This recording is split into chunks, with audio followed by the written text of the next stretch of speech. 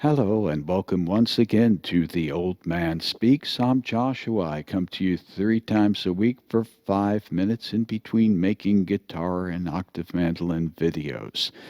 So I've been trying to make videos that are a little bit more popular than the ones I've been making, and I noticed that these kind of product reviews seem to be very popular among guitar players. Hey there, I'm Mojo Man, and today we've got this beautiful GNL Blues Boy Classic, and it's got this wonderful 1959 Seymour Duncan humbucker. What a beauty.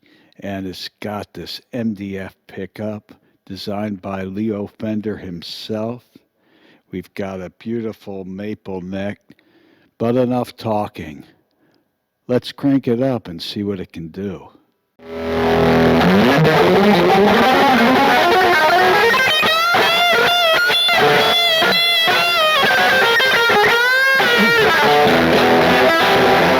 My favorite contemporary poet is 101 years old and has led an amazing life.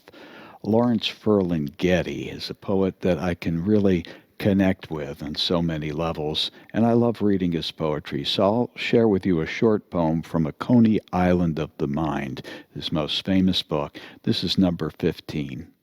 Constantly risking absurdity and death whenever he performs above the heads of his audience, the poet, like an acrobat, climbs on rhyme to a high wire of his own making, and balancing on I-beams above a sea of faces, paces his way to the other side of day, performing entrechats and sleight of foot tricks and other high theatrics, and all without mistaking anything for what it may not be. For he is the super-realist who must perforce perceive taunt truth before the taking of each stance or step in his supposed advance toward that still higher perch where beauty stands and waits with gravity to start her death-defying leap, and he a little Charlie Chaplin man who may or may not catch her eternal form, spread-eagled in the empty air of existence. So, following along in the stream of consciousness from last week to this week with Laurence Ferlinghetti, our parents listened to pop music, and they never considered that great literature might be in the lyrics of popular song. When they heard Bob Dylan or Leonard Cohen or even Joni Mitchell, didn't sound like Perry Como or Bing Crosby, and they thought we were just uncultured and had lost our minds. So fast forward to today, a bunch of my kids' friends are listening to what my parents listened to. They're listening to swing music, old jazz standards, really more focused on melody than anything to do with lyrics. So I have compiled a list of 10 songs that illustrate great literature in popular song. And you probably have your own 10. These are in no particular order, and there's no way you can pick just 10.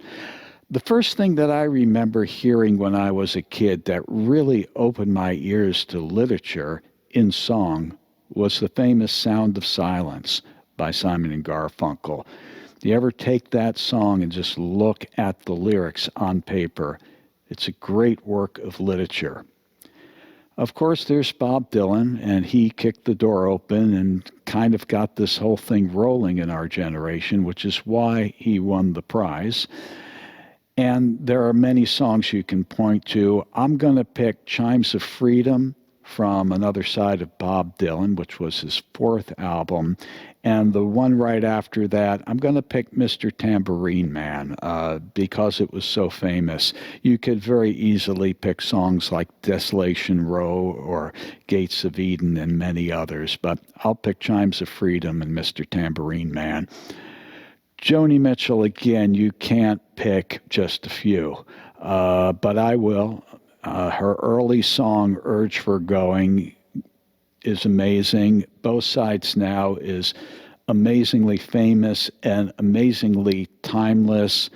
And the song Blue, the title track, short song, short lyric, but a masterpiece nonetheless. So I would say listen to Both Sides Now, Blue, and Urge for Going. Leonard Cohen, again, lots of varied work. He was an established writer before he took up songwriting. Uh, Pick one randomly. Avalanche, I like the first song off of that album that's on. Jumping ahead to, I guess, the 1990s, the late Dave Carter, When I Go. Read that. Just read it. One more and we got to go. Gil Scott-Heron, The Revolution Will Not Be Televised. He was also an established writer before he got into making records. See you next time. Have a great weekend. Hey, I'm Mr. Mojo, and welcome to the 1 Minute Guitar Lesson. Today we learn Dorian mode. Now, let's say you're playing a D chord. You could play a D scale like this.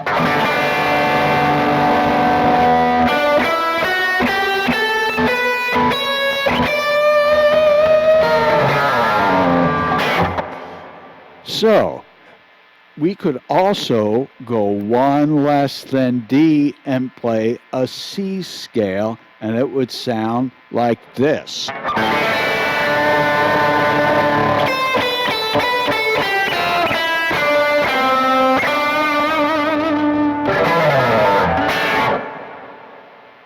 Now you could have a whole chord progression, maybe this.